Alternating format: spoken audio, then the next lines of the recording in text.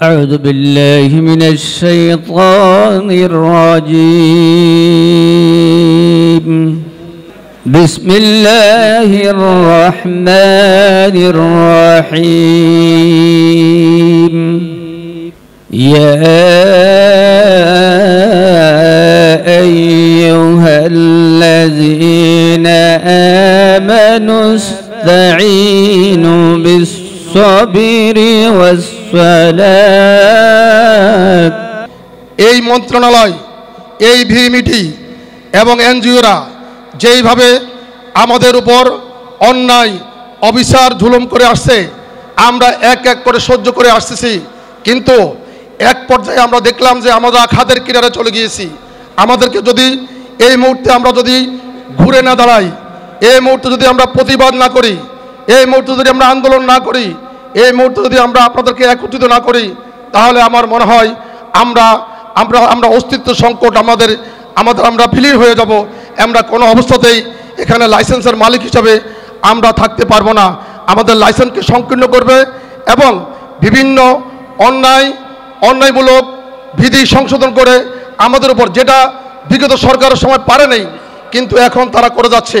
আর যদি আমরা একত্রিত না হই তাহলে আমরা কোনো অবস্থাতেই এই সেক্টরে আমরা টিকে থাকতে পারবো না। যে ট্রেডে নিয়ম বলতে কোনো শব্দ নেই, সব জায়গায় অনিয়মের একটি লক্ষণ উপস্থিতি দেখা যায়। আপনারা দেখেছেন ইদানিংকালে যখন শ্রম বাজার সংকুচিত হতে একটি দুটি দেশ মাত্র খোলা রয়েছে, শ্রমিকরা যেতে পারে, ঠিক সেই সময় সেই বড় শ্রম খাতকে সৌদি আরবকেও আজকে একটি সংকটময় মুহূর্তে অবতীর্ণ হতে হচ্ছে সত্যায়নের বিষয়। কিন্তু সত্যায়নের বিষয় বলে যদি সৌদি আরবকে আমরা এই কর্মসংস্থান বাজারকে ধ্বংস করতে চাই, তাহলে দেখেন সত্যায়নের পরে একটি কর্মী যদি বিদেশে যে বিপদে পড়ে সে দায়িত্ব কি সরকার নেয়? সে দায়িত্ব নিতে হয় রিক্রুটিং এজেন্সির উপর। তাই রিক্রুটিং এজেন্সির ভিতর আজকে আমরা যে একটা পরিবার ছিলাম, এই পরিবারের ভিতর দেখেন কত হানাহানি, কত গ্রুপিং, কিন্তু কিছু যৌক্তিক দাবি নিয়ে কেন আমরা এক হতে পারি না, এটাও একটি বিষয়।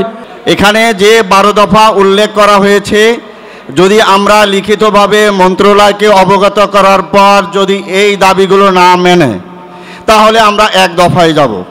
এক দফায় একটাই কথা, সেটা বিএমইটি হোক আর মন্ত্রণালয় হোক, আমরা সর্ব কাজ বন্ধ করতে হলেও সে বন্ধ করে দেব। কেন আমাদের কথা শুনবে না?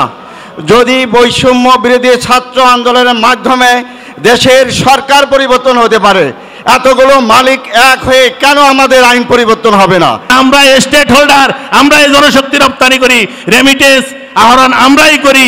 আমাদের রুটি রুজিকে যখন বন্ধ করে দিবে, আমাদের ব্যবসাকে যখন বন্ধ করে দিবে, দেশ ধ্বংসের নীল নকশা করা হবে, তখন আমরা বসে থাকবো না।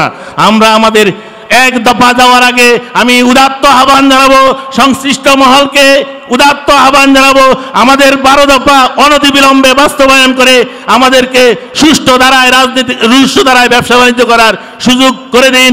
আমরা যদি একত্র না হই তাহলে আমাদের উপরে নতুন নতুন নিয়ম করে আমাদের এই শ্রম বাজার পার্শ্ববর্তী দেশ ইন্ডিয়ার ইশারায় এটা বন্ধ হবে। কারণ হলো এই সৌদি আরব যদি বন্ধ হয়ে যায় তাহলে আমরা প্রতিটা রিক্রুটিং এর মালিক রাস্তায় বসবো।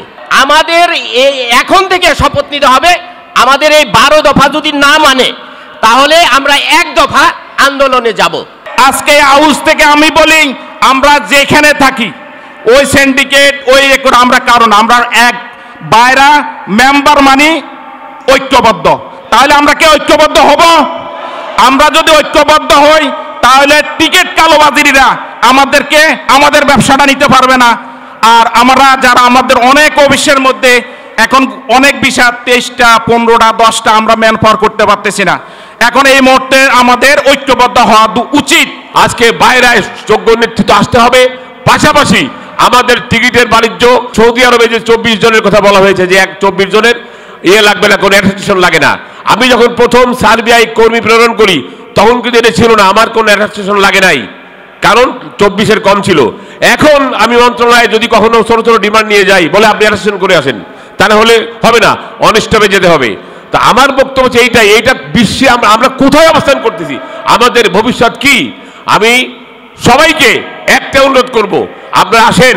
আমি আবারও বলছি, যদি আমরা আমাদেরকে যে 12 দফা যদি মেনে নেওয়া না হয়, তাহলে আমি আপনাদেরকে পরিষ্কারভাবে বলছি, আসেন আমরা আমাদের ন্যায্য দাবির স্বার্থে আমরা রাস্তায় নামি। সত্যয়ন ছাড়া আমরা ম্যানপাওয়ার করতে পারতেছি না। প্রতিদিনই আমরা সমস্যার সম্মুখীন। অফিসে এসেই দেখি যে এক গ্রুপ ম্যানপাওয়ার করে রাখছি, টিকিটের জন্য ফ্লাইট দিতে পারতেছি না, ভিসা এক্সপায়ারি হয়ে যাবে। আবার আরেক গ্রুপ অ্যাটাস্টেশনের জন্য ম্যানপাওয়ার করতে পারতেছি না, ভিসা এক্সপায়ারি হয়ে যাবে। এবং এই কালো আইন তৈরি করে আমাদের ইমিগ্রেশন বন্ধ রাখে একদিকে, আবার পিছনের দরজা খুলে রাখে ম্যানপাওয়ার হচ্ছে। এই লোকগুলা কারা? এই রিক্রুটিং এজেন্সিগুলাকে, এই বিএমপিটির এই কর্মকর্তাগুলাকে এগুলা ফাইন্ড আউট করতে তাদেরকে বিচারের আওতায় আনতে হবে। আমরা এই দেশটা বাঁচাইতে চাই, আমরা বাঁচতে চাই। আর দেরি নয়, আপনি নিশ্চয়ই এই বিষয়গুলো আপনার কানে যাবে। আমি আশা করি আমাদের এই বক্তব্য আপনার কানে যাবে, আপনি সংশোধন করবেন, আমাদের বাংলাদেশকে অর্থনৈতিক সমৃদ্ধির পথে আগিয়ে নিয়ে যাবেন। আজকে যে 12টি দাবি উত্থাপন করা হয়েছে, আমি বলবো দাবি নয়, এই 12টি আমাদের জনশক্তি রপ্তানির সদস্যদের অধিকার। এই অধিকার আদায়ের জন্য আমাদের যেখানে যেই সেক্টর, যেই কর্তৃপক্ষ আছে, সেই কর্তৃপক্ষের অফিস ঘেরাও করতে হবে, বিমান মন্ত্রণালয় ঘেরাও করতে হবে, তার কোনো বিকল্প নাই।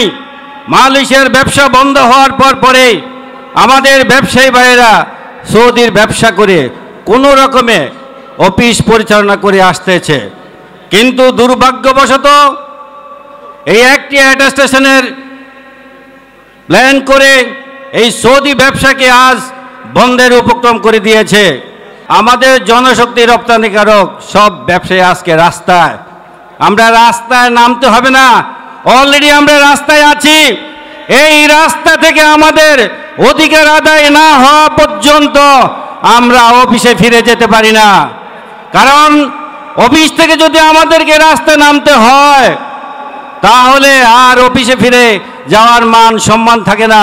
সুতরাং যেহেতু আমরা রাস্তায় আছি, রাস্তায় আমাদের অধিকার আদায় করে আমরা সকলে অফিসে ফিরব। সবাই একসাথে থাকতে হবে এবং একটা মেসেজই আমাদের এখানে একত্রিত হতে হবে। আজকে আমি একটা জিনিস দেখলাম, আমাদের এত সমস্যা, তারপরও আমাদেরকে মেসেজ দিতে হয়, ফোন দিতে হয়, তারপর আমরা একত্রিত হই। কেন ভাই? আমরা মোবাইলে মেসেজ সবাই দেখি, প্রত্যেকটা গ্রুপ দেখি, গ্রুপে তো অনেক ঝগড়া করি আমরা। কেন আজকে ডাকে কেন এত ফোন দেওয়া লাগলো?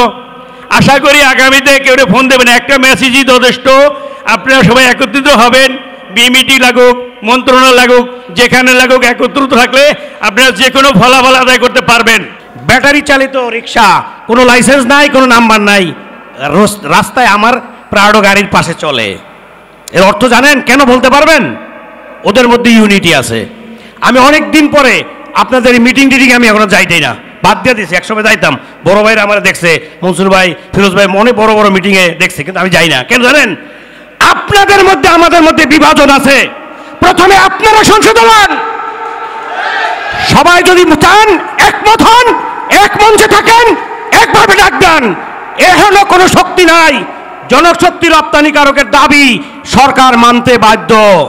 যে দেশে ডিসি এডিসির বাসায় কাজের মেয়ে নির্যাতিত হয়ে বিচার পায় না, সে দেশে বিনা পয়সায় আমরা শ্রম দিয়ে নারী আমরা বিদেশে প্রেরণ করি 100% স্বচ্ছতার মাঝে। কিন্তু সরকার এবং সরকারি আমলা যারাই আসে, তার পাশার নিচে চেয়ার বসলে উনি হয়ে যায় বড়। এই ম্যান পাওয়ারকে অ্যানালাইসিস ভালো করেই করে না, ম্যান পাওয়ার কি, বাইরা কি সেটাও বুঝে না। সে কারণেই এই বিএমপিটি এবং মন্ত্রণালয়ের সচিব পর্যায় থেকে বিভিন্ন পর্যায়ের কর্মকর্তাগণ আমাদের মধ্যে এই অনৈতিক রুলস এবং রেগুলেশনগুলি আরোপ করে থাকে। বাইরা সদস্যদের আমাদের যেই ব্যবসায়িক দন্যতা, পরিকল্পিতভাবে জনশক্তি রপ্তানিকারকদের সমস্যা তৈরি করা হয়েছে, এই সমস্যা থেকে আমরা কিভাবে উত্তরণ হতে পারি? আপনি যদি এক থাকেন তাহলে ব্যক্তি, আর আমরা যদি সবাই একসাথে থাকি তাহলে শক্তি। এই শক্তি আজকে আমরা এখান থেকে আপনাদের অনুভূতি প্রকাশের মাধ্যমে, আপনাদের স্বাক্ষর সংগ্রহের মাধ্যমে আমাদের ন্যায্য দাবি আমরা আদায় করে নিব। মন্ত্রণালয় তথা এই সেক্টর নিয়ে যখন কোনো কিছু হয় আমরা দেখতে পাই সরকারি লোকজন আর ওই যে ইন্ডিয়ান দালাল ওই এনজিও নিয়ে বিধান তৈরি করে, পরের দিন সকালে উঠে আপনি ফেসবুকে দেখেন আমাদের নামে মানব পাচার আইন জুরু করে দেওয়া হয়েছে। আপনার ঘুম ভাঙে হোয়াটসঅ্যাপে মেসেজ করেন, 7 দিন পর প্রোগ্রাম দেন। এটা আর হবে না। আমি বলতে চাই যদি কোনো বিধান হয় বাইরের প্রতিনিধি উপস্থিত থাকবে, বাইরের প্রতিনিধি, আপনার আইএলওর প্রতিনিধি, সরকারের প্রতিনিধি, দালাল এনজিও থাকুক, কিন্তু ওখানে বার্গেনিং হবে। যে আইনটা হবে আমরা অবগত, রাস্তায় নামতে হবে না। আজকে আমাদের যে দীর্ঘ বছরের যে প্রচলিত বিজনেস, আমরা যে 24 জন পর্যন্ত যেটা আমরা সত্যায়ন ছাড়া বিএমইটি থেকে ছাড়পত্র পেতাম, আজকে কোন নাজিল হলো যে এই আমাদের এই সিস্টেমকে বাদ দিয়ে আজকে সত্যায়ন আনতে হবে? কোন নাজিল হলো? নিশ্চয়ই সেই ওই হচ্ছে আমাদের এই রেমিটেন্স প্রবাহকে বাধাগ্রস্ত করা, আমাদের এই সেক্টরকে বাধাগ্রস্ত করা। আমরা যে 1 থেকে প্রায় 1.5 কোটি কর্মসংস্থান করেছি, আমাদের এই কর্মসংস্থানকে বাধাগ্রস্ত করার জন্য আজকে যেই গভীর চক্রান্ত চলছে, সেই চক্রান্ত আজকে প্রতিহত করার জন্য আমি দেখেছি যে আজকে আমাদের যে 5টায় আজকে আমাদের যে কর্মসূচি ছিল, সেই 5টার পূর্বেই কিন্তু আমাদের 1 থেকে 150 ভাই এখানে প্রবেশ করেছেন। সকলকে আমরা স্যালুট জানাই। আসলে কোন সংকটের কথা আমরা বলবো? আমরা যদি সংকটের কথা বলতে যাই, আমরা এত সমস্যায় জর্জরিত, এত সংকটে জর্জরিত, আমাদের ভবিষ্যৎ ব্যবসার যেই পরিস্থিতি খাদের কিনারে এসে দাঁড়িয়েছে। আমরা দেখেছি প্রত্যেক সময় বিভিন্ন সময় আইন প্রণয়ন করা হয়, আইনের দিকে পজিটিভ রেখে মন্ত্রণালয় থেকে আমাদেরকে বলা হয় এই আইনটা আপনাদের জন্য নয়। মানব পাচার আইন হয়েছে 2013 সালে। আমরা দেখেছি 13 সাল থেকে শুরু করে অদ্যাবধি কোনো রিক্রুটিং এজেন্সির মালিক কোনো মানব পাচার আইনের আওতায় আনতে পারে নাই, তারা প্রমাণ করতে পারে নাই। আপনারা আমরা এটুকু প্রমাণ করেছি, এটি কোনো দল, কোনো মত কিংবা নির্বাচনের ভোটের মিটিং নয়, এটি অস্তিত্ব রক্ষার মিটিং। এখানে আসা, এখানে উপস্থিত হওয়া, প্রতিবাদ জানানো, আজকের কর্মসূচির সাথে একাত্মতা ঘোষণা করা আমাদের মৌলিক এবং নৈতিক দায়িত্ব। এই সেক্টরকে বাঁচাতে হলে আমাদেরকে শ্রমবাজার বান্ধব কর্মসূচি নিতে হবে এবং আমরা আজকের এই ব্যানারে উদাত্ত আহ্বান জানিয়েছি দল মত নির্বিশেষে সর্বস্তরের রিক্রুটিং এজেন্সির মালিকদেরকে যেন এই কর্মসূচিতে অংশগ্রহণ করেন।